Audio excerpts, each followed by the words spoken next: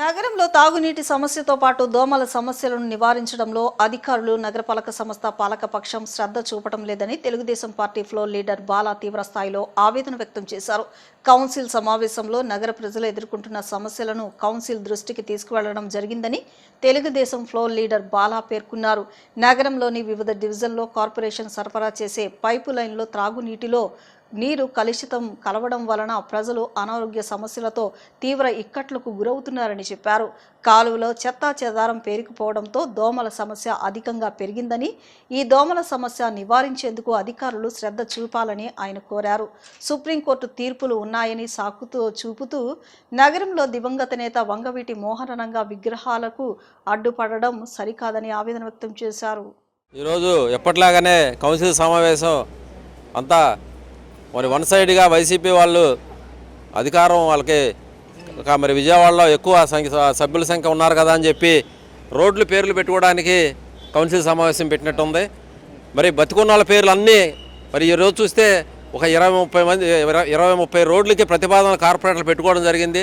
భర్త పేరు మీద ఒక రోడ్డు, భార్య పేరు మీద ఒక రోడ్డు, భర్త భార్య కలిపి ఒక రోజు ఒక పేరు, మామగారి పేరు మీద ఒక పేరు. ఈరోజు కౌన్సిల్ సమావేశం అంతా కూడా రోడ్ల పేర్లు పెట్టుకోవడానికి ఉన్నది తప్ప విజయవాడ నగరం అభివృద్ధి కోసం కానీ దానికోసం పెట్టినట్లేదు. ముఖ్యంగా దానిలో భాగంగా మేము విజయవాడ నగరంలో కలుషిత మంచినీరు వస్తుంది, దాన్ని నిర్మూలించాలి, ప్రజలు చాలా ఇబ్బంది పడుతున్నారని చెప్పి తెలియజేశాం.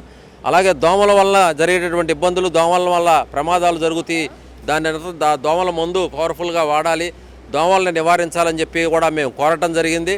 అలాగే మంచినీరు కలుషితం లేని మంచినీరు ప్రజలకి, విజయవాడ నగర ప్రజలకి కృష్ణానది పక్కనే ఉంది కాబట్టి మంచినీరు అందించాలని చెప్పి కూడా మేము కోరటం జరిగింది. దుర్మార్గం ఏంటంటే వంగవీటి మోహన్ రంగ గారి విగ్రహాన్ని విజయవాడ నగరం మన కంట్రోల్ రూమ్ దగ్గర పెట్టాలి అని చెప్పి పెట్టిన ప్రతిపాదన కానీ, లేదు బోండా ఉమామహేశ్వరరావు గారు మరి పెట్టినటువంటి విగ్రహం ప్రతిపాదన కానీ, పారవపల్లి రాధాకృష్ణ బోండా ఉమా గారు పెట్టి 2 ప్రతిపాదనలకి సుప్రీంకోర్టు గైడ్లైన్స్ ఉన్నాయి, పెట్టడానికి వీలు లేదని చెప్పి తిరస్కరించామని చెప్పి వాళ్ళు ఇచ్చినటువంటి దాన్ని మేము తీవ్రంగా ఖండిస్తున్నాము. మరి గతంలో మరి భవానీపురంలో రాజశేఖర రెడ్డి గారి విగ్రహం పెట్టలేదా, లేదంటే దేవినేని రాజశేఖర్ నెహ్రూ గారి విగ్రహాలు పెట్టలేదా? 2013లో జీవో వచ్చింది సుప్రీంకోర్టు, అందుకే మేము దీన్ని చేయట్లేదని చెప్పి ఆ జీవోని పెట్టారు. మరి ఇప్పుడు ఆ తర్వాత ఎన్నో విగ్రహాలు పెట్టారు. మరి రాజశేఖర రెడ్డి గారి విగ్రహాలు కానీ, మరి అలాగే దేవినేని నెహ్రూ గారి విగ్రహాలు కానీ ఎలా పెట్టారు? కావాలని చెప్పి వంగవీటి మోహన్ రంగ గారి విగ్రహాన్ని అడ్డుకోవడం కోసం పాతది 2013 సుప్రీంకోర్టు ఆర్డర్ అని చెప్పి పెట్టి మరి ఇక్కడ ఒక వర్గాన్ని అవమానపరిచే విధంగా రంగా గారి అభిమానులు అందరూ, అన్ని కులాల్లో రంగా గారి అభిమానులు ఉన్నారు, అన్ని మతాల్లో రంగా గారి అభిమానులు ఉన్నారు, వాళ్ళందరికీ మరి మనసుకి ఇబ్బంది కలిగేలాగా ఈరోజు ఈ ప్రతిపాదన తిరస్కరించడం చాలా బాధాకరం. మరి దాన్ని మేము తీవ్రంగా ఖండిస్తున్నాము.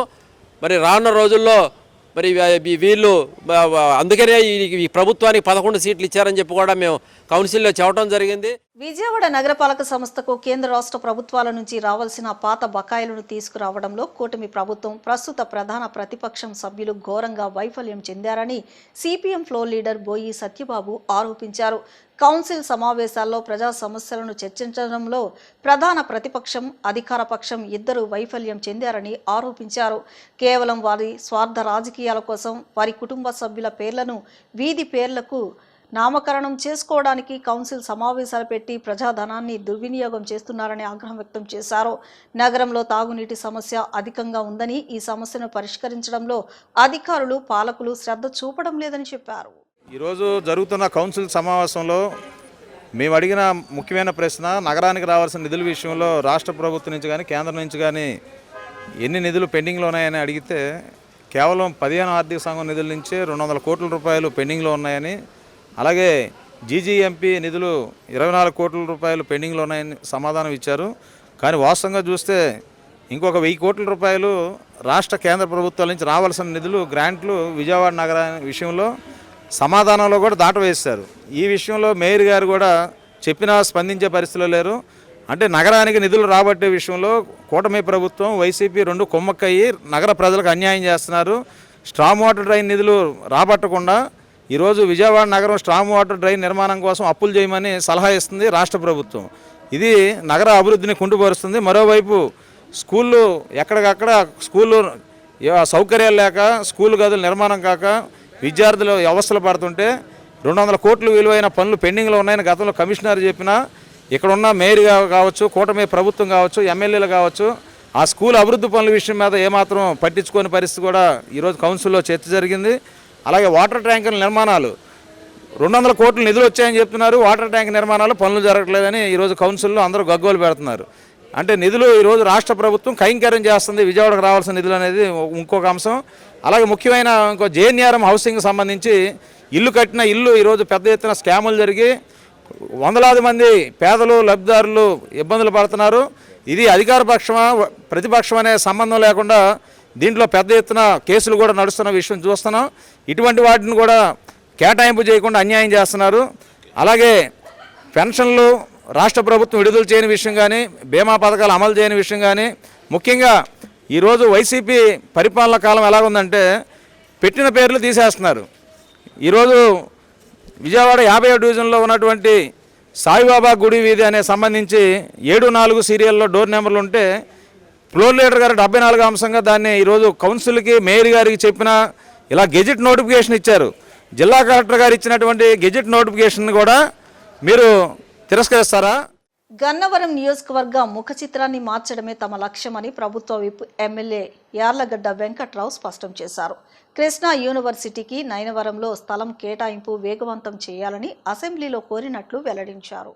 బుద్ధవరం గ్రామంలో నిర్వహించిన స్వర్ణాంధ్ర స్వచ్ఛాంధ్ర కార్యక్రమంలో భాగంగా అవగాహన ర్యాలీలో పాల్గొని ప్రజలకు పరిసరాల పరిశుభ్రత పట్ల అవగాహన కార్యక్రమాన్ని నిర్వహించారు.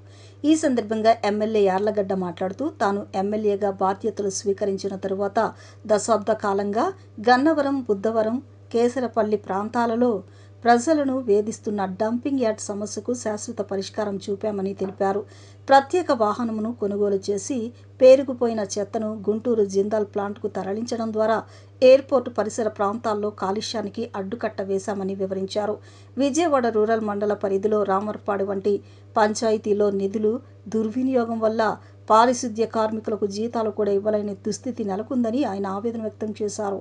గత ప్రభుత్వ హయాంలో రామర్పాడు పంచాయతీలో దాదాపు 4.5 కోట్లు దోచుకున్నారని, దీనిపై ఇప్పటికే అధికారులు నోటీసులు కూడా ఇచ్చారని పేర్కొన్నారు.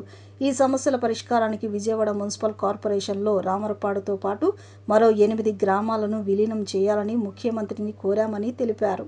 కృష్ణా యూనివర్సిటీకి నయనవరంలో స్థలం కేటాయింపు వేగవంతం చేయాలని అసెంబ్లీలో కోరినట్లు వెల్లడించారు. అలాగే సీడాక్ సంస్థ ప్రతినిధులతో చర్చలు జరిపామని, కేంద్ర ప్రభుత్వం 200 కోట్ల పెట్టుబడితో ముందుకు వస్తే స్థానిక యువతకు ఐటీ ఉద్యోగ అవకాశాలు మెరుగుపడతాయని తెలిపారు. పర్యాటక రంగ అభివృద్ధికి కూడా ప్రణాళికలు సిద్ధం చేస్తున్నట్లు అన్నారు. తన పదవీకాలం ముగిసేలోపు నియోజకవర్గ దిశ మారుస్తానని యార్లగడ్డ వెంకట్రావు స్పష్టం చేశారు. చెత్త తీసామని చెప్పుకోవాల్సిన దుర్మార్గమైన స్థితిలో మా ప్రభుత్వాన్ని నెట్టేసిన పరిస్థితి. దానికి ప్రత్యక్ష ఉదాహరణ గన్నవరం జర్నలిస్ట్ అందరికీ తెలిసిందే. గత 10-12 సంవత్సరాలుగా బీబీగూడెం రోడ్లో డంప్ యార్డ్ పెట్టి రోడ్డు పక్కన పొద్దున్నే మంచు వచ్చిన టైంలో పొగ వచ్చి యాక్సిడెంట్లు జరిగి రకరకాల ఇబ్బందులు పడితే నేను శాసనసభ్యుడు అయిన తర్వాత ఎట్టి పరిస్థితుల్లో అది క్లీన్ చేద్దామని చెప్తే తీయొద్దు, దీనికి శాశ్వత పరిష్కారం తీసుకున్న తర్వాతే మీరు శాశ్వత పరిష్కారంతో వస్తేనే ఈ డంప్ యార్డ్ కదిలిద్దామని చెప్పి ఈ బుద్ధవరం పంచాయతీ నుంచి, గన్నవరం పంచాయతీ నుంచి, కేసరపల్లి పంచాయతీ నుంచి 54 లక్షల రూపాయలతో వెహికల్ కొని ఈ చెత్తను రిమూవ్ చేసాం, జిందాలకు తోలుతున్నాం. అందుకే మీకు గన్నవరంలో కానీ, ఎయిర్పోర్ట్ దగ్గరలో కానీ, కేసరపల్లిలో కానీ, గన్నవరంలో కానీ, బుద్ధవరంలో కానీ ఈ సమస్య తీరిపోయింది. కానీ విజయవాడ రూరల్ కూడా చేద్దాం అనుకుంటే పంచాయతీల్లో డబ్బులు లేని పరిస్థితి. రామవరపాడు పంచాయతీలో అయితే 4.5 కోట్ల రూపాయలు దోచిన పరిస్థితి. 4.5 కోట్ల రూపాయలు ఆ రోజున్న ఈవోగా పనిచేసిన ఆయన, అలాగే మిగతా అధికారులు పదవుల్లో ఉన్నవాళ్ళు తీసుకున్నారని నోటీస్ ఇచ్చిన పరిస్థితి. కానీ రామవరపాడు గ్రామంలో కనీసం, రేపు అసెంబ్లీలో మాట్లాడుతుంది కూడా, రామవరపాడు గ్రామంలో కనీసం శానిటరీ వర్కర్లకు జీతాలు ఇస్తానికి డబ్బులు లేని పరిస్థితి. అంటే 23,000 ఓట్లను రామవరపాడు గ్రామంలో ఈ సమస్య నాటికి పరిష్కారం కూడా విజయవాడ మున్సిపాలిటీ కలుపుకోవాలని మొన్న జిల్లా రివ్యూ మీటింగ్ జరిగిన ముఖ్యమంత్రి గారు చెప్పారు. ఎట్టి పరిస్థితిలో 1 సంవత్సర కాలం వెయిట్ చేయాల్సిన అవసరం, ఆ తర్వాత కలుపుదామని చెప్పారు. ఎట్టి పరిస్థితిలో 9 గ్రామాన్ని కలిపి తీరుతాం. గన్నవరం నియోజకవర్గ అభివృద్ధి ఎజెండాగా పనిచేస్తున్నా. నిన్న అసెంబ్లీలో కృష్ణా యూనివర్సిటీకి స్థలం కేటాయించమని కోరా. సీడాక్ కంపెనీ ప్రతినిధులతో ఇప్పుడు 2 సార్లు చర్చించా. నేను ఢిల్లీ వెళ్ళా, వాళ్ళ డైరెక్టర్ అందరూ కూడా విజయవాడ వచ్చిన ఆఫీస్లో 3 మీటింగ్లు జరిగిన పరిస్థితి. గౌరవ ముఖ్యమంత్రికి కూడా చెప్పా, మన ప్రభుత్వం నుంచి డబ్బులు ఇవ్వాల్సిన అవసరం లేదు సార్, మనం పెడితే 200 కోట్లు కేంద్ర ప్రభుత్వం పెట్టుబడి పెడుతుందని చెప్పా. అలాగే ఇంకా పర్యాటక కేంద్రాలుగా తీర్చిదిద్దుతా కానీ ఈ నియోజకవర్గ ముఖ చిత్రాన్ని మారుస్తాక నాకు శక్తివంతం లేకుండా పనిచేస్తున్నా. అది ఎట్టి పరిస్థితుల్లో నా టెన్యూర్ వైపు ఈ నియోజకవర్గ దిశ డెఫినెట్గా మారుస్తుంది. విజయవాడ నగరాన్ని రాష్ట్ర ప్రభుత్వం అమ్మకానికి పెట్టిందని సిపిఎం ఫ్లోర్ లీడర్ సత్యబాబు ఆరోపించారు. ముఖ్యంగా నగరంలో ఉన్న 16 రోడ్లను పీపీపీ పద్ధతిలో 23 కిలోమీటర్లు అమ్మకానికి పెట్టడం చాలా దారుణమని ఆవేదన వ్యక్తం చేశారు. ఈరోజు నగరపాలక సంస్థ కౌన్సిల్ సమావేశంలో రోడ్ల అమ్మకాల విషయాన్ని సిపిఎం పార్టీ తరపున ప్రతిపక్షాన ప్రశ్నించామని అన్నారు.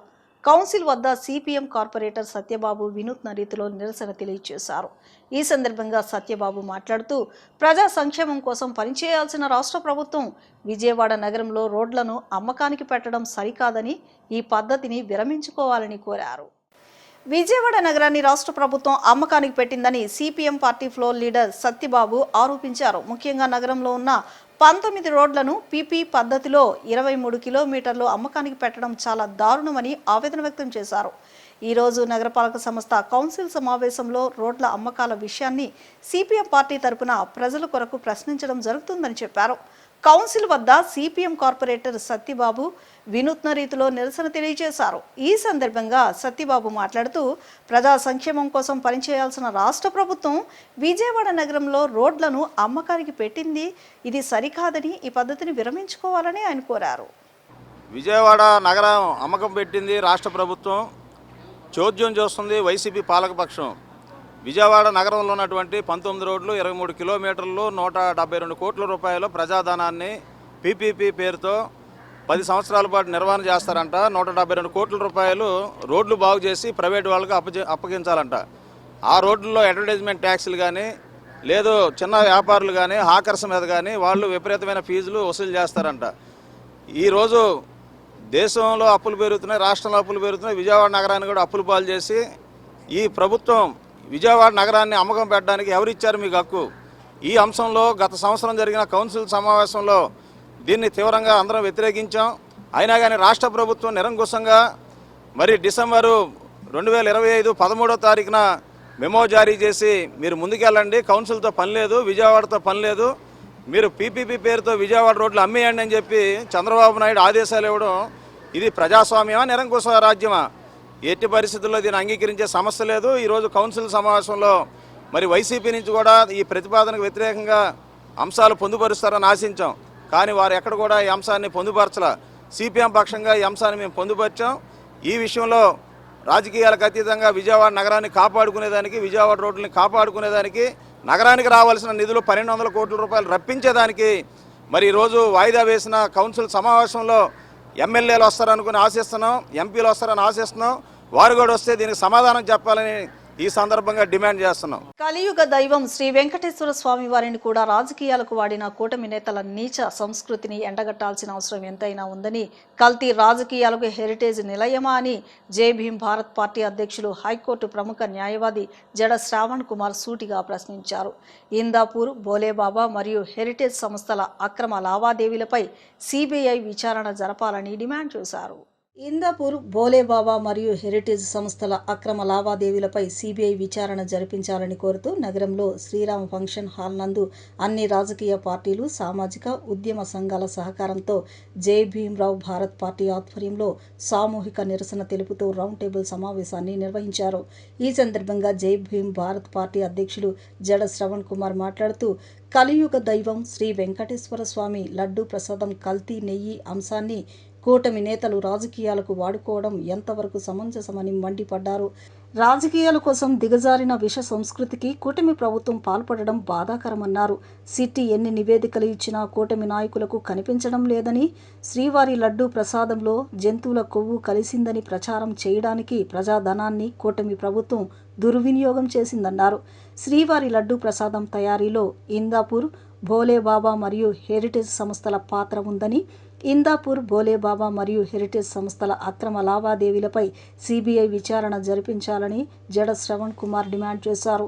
అక్రమ లావాదేవీలపై సిబిఐ విచారణ జరిపే వరకు జై భీమ్ భారత్ పార్టీ పోరాడుతుందని, ధర్మం వైపు తన పోరాటం కొనసాగిస్తానని శ్రవణ్ కుమార్ స్పష్టం చేశారు. పూజించుకునే అవకాశం ఉంది. ఒక మతం ఇంకొక మతం మీద, ఒక సంస్కృతి ఇంకొక సంస్కృతి మీద దాడి చేయకూడదు అని రాజ్యాంగం మనకి ఇచ్చినటువంటి ఆర్టికల్ 26 కింద మ్యాండేట్. సో ఈ ఆర్టికల్ 26 కింద భారత రాజ్యాంగం మాత్రమే ప్రామాణికంగా మేనిఫెస్టోగా తీసుకున్నటువంటి మన పార్టీ ఏ మత సంస్కృతి మీద దాడి చేసినా, ఏ మత సంస్కృతికి, హిందూ మత సంస్కృతి మీద దాడి చేసినా అది రాజ్యాంగ ఉల్లంఘనే, క్రిస్టియన్ మత సంస్కృతి మీద దాడి చేసినా అది రాజ్యాంగ ఉల్లంఘనే, ముస్లిం మత సంస్కృతి మీద దాడి చేసినా అది రాజ్యాంగ ఉల్లంఘనే. అంటే ఏ మతం యొక్క సంస్కృతిని దాడి చేసే ప్రయత్నం చేసినా అది రాజ్యాంగ ఉల్లంఘన కింద వస్తుంది. కాబట్టి ఖచ్చితంగా మన పార్టీ మేనిఫెస్టోలో ప్రకారంగా మనం ప్రతి ఒక్క మతం యొక్క సంస్కృతిని, ప్రతి ఒక్క మత విశ్వాసాన్ని గౌరవించాల్సినటువంటి బాధ్యత రాజ్యాంగం మన మీద ఇచ్చింది. కాబట్టి దానికి విఘాతం కలిగినప్పుడు మన పార్టీ ఖచ్చితంగా ప్రొటెస్ట్ చేసి తీరుతుంది. ఆ ప్రొటెస్ట్ చేసే భాగంగానే చాలామంది అనుకుంటారు జై భీమ్ అనగానే హిందువులకి జై భీమ్కి ఏం సంబంధం, జై భీమ్ అంటే హిందూ కదా, హిందువులకి బాబాసాహెబ్ అంబేద్కర్ ఐడియాలజీతో పుట్టినటువంటి పార్టీకి ఏం సంబంధం కాదు. రాజ్యాంగం మేనిఫెస్టో మన మన మన మన మన మేనిఫెస్టో రాజ్యాంగం. డాక్టర్ బాబాసాహెబ్ అంబేద్కర్ ఎప్పుడు కూడా ఒక మతం మీద ఇంకో మతం దాడి చేయమని చెప్పలా. ఈ మతం వాళ్ళు కరెక్ట్ కాదు, ఈ మతం వాళ్ళు కరెక్టు, అసలు ఈ దేశంలో ఆ మతం ఉండకూడదు, ఈ మతం ఉండకూడదు అని చెప్పలా. అసలు కులాలే లేని సమాజం కావాలనుకున్నారు ఆయన. ఒక మతం ఆర్టికల్ 26 ఒరిజినల్ ఫ్రేమ్ ఇది. ఆర్టికల్ 27, ఆర్టికల్ 28, ఆర్టికల్ 29 ఒరిజినల్గా అమెండ్మెంట్ ద్వారా వచ్చినాయి కాదు. ఈ విషయాన్ని సుప్రీంకోర్టు దాకా కూడా తీసుకెళ్ళడం జరిగింది. సుప్రీంకోర్టు కూడా సిట్ విచారణ చేసి ఇందులో ఎటువంటి యానిమల్ ప్యాట్ కలవలేదు, అందుకని క్లియర్ సీట్ ఇవ్వడం జరిగింది. మరి సందర్భంగా మాట్లాడచ్చో లేదో నాకైతే తెలియదు, కానీ అంత అపారమైన అనుభూజాలైనటువంటి ముఖ్యమంత్రి వారికి లీగల్ నాలెడ్జ్ ఉందో లేదో కూడా నాకు అర్థం కావడం లేదు. మరి కూటమి ఎందుకంటే లీగల్ నాలెడ్జ్లో పండిపోయి లీగల్లో ఎటువంటి అవకతవకలున్నా ప్రజలకి తెలియజేసే విధంగా జడా శ్రావణ్ కుమార్ గారు వివరించే వివరణకి తట్టుకోలేక మరలా ఈ యొక్క కూటమి ప్రభుత్వం ఇంకో కమిటీని వేస్తారండి. అసలు సుప్రీంకోర్టు పరిధిలో ఈ అంశం ఉన్నప్పుడు మీరు ఏ రకంగా మరి కమిటీని ఎదుగుతారన్నది మీ యొక్క రాజకీయ మరి అనుభవానికి వదిలేస్తున్నాం. ఏదేమైనప్పటికీ మా పార్టీ, మా నాయకులు తీసుకున్న నిర్ణయానికి హిందువుల యొక్క మనోభావాలు దెబ్బతీయకుండా తిరుపతి దేవస్థానం అత్యంత పవిత్రమైనటువంటి ఆ లడ్డూ ప్రసాదంలో ఎటువంటి కల్తీ లేదని ప్రజలకి తెలిసే విధంగా సాటి చెప్పవలసిన మరి బాధ్యత ఒక హిందువులుగా, అన్ని మతాలని గౌరవించే వ్యక్తులుగా మాపై ఉందని, హిందువులకి అత్యంత చేరువుగా ఈ తిరుపతి దేవస్థానం లడ్డూని ప్రసాదాన్ని పంపిణీ చేసే భాగంలో కూడా ఈ యొక్క జై భీమరావు భారత్ పార్టీ ముందుంటుందని అందరికీ తెలియజేస్తూ, కృష్ణా జిల్లా పామరులో రోడ్డు సక్రమంగా లేకపోవడంతో పాటు ఉన్న రోడ్డు సైతం ఆక్రమణలకు గురి కావడంతో వాహనాల రాకపోకలకు తీవ్ర ఇబ్బందిగా మారింది. ఇటీవల ఒక వ్యక్తి మృతదేహంతో ఉన్న అంబులెన్స్ వెళ్లాల్సి రావడంతో రోడ్డు ఆక్రమణలకు గురై కుంగిపోయి తీవ్ర అసౌకర్యానికి గురయ్యారు. రోడ్లు తగినంత విస్తీర్ణంలో అభివృద్ధి పరచకపోగా కొద్దిపాటి రోడ్డుపై సైతం స్థానిక షాపుల వారు వాహనాలను, బోర్డులను అడ్డం పెట్టడంతో పరిస్థితి ఇబ్బందికరంగా మారింది. ఈ విషయాన్ని పరుచూరి కిషోర్ లాల్ అధికారులను ప్రశ్నించారు. రోడ్డును తగినంత విస్తీర్ణంలో అభివృద్ధి పరచాలని కోరారు. ప్రజలను ఇబ్బంది పెట్టడం సరికాదని వారికి సూచించారు.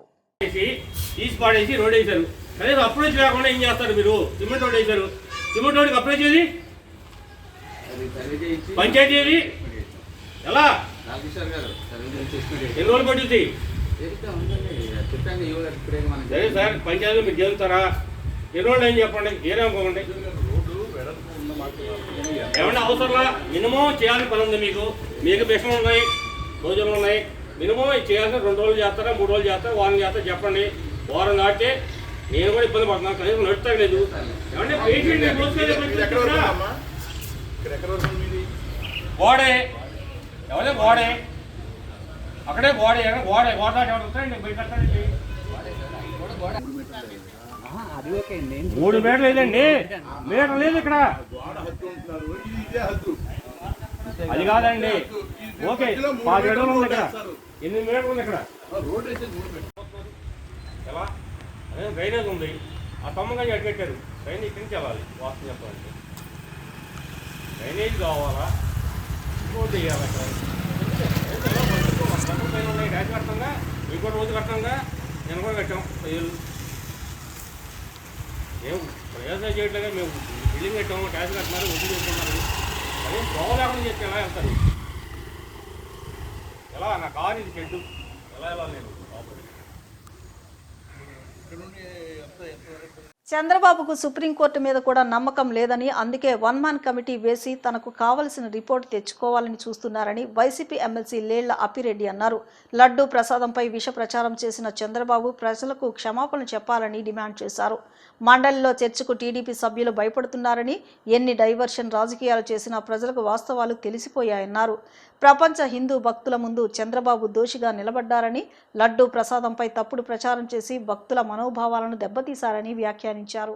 దేశానికి స్వాతంత్రం వచ్చిన తరువాత ఆంధ్ర రాష్ట్ర చరిత్రలో తిరుమల తిరుపతి దేవస్థానానికి సంబంధించినటువంటి ప్రాముఖ్యత గాని, దేవదేవుడైనటువంటి వెంకటేశ్వర స్వామికి సంబంధించినటువంటి అంశాలని స్వాతంత్రం ముందు గాని స్వాతంత్రం వచ్చిన తర్వాత గాని ఏ రాజకీయ పార్టీ అయినా ఏ ముఖ్యమంత్రి అయినా కూడా ఎప్పుడు కూడా ఓ పక్క రాజకీయ స్వలాభాల కోసం, మరో పక్క తన ఆర్థిక ప్రయోజనాలని కాపాడుకోవడం కోసం దేవుణ్ణి కూడా పణంగా పెట్టినటువంటి వైనాన్ని చరిత్రలో ఇంతవరకు ఎప్పుడు కూడా చూడలా.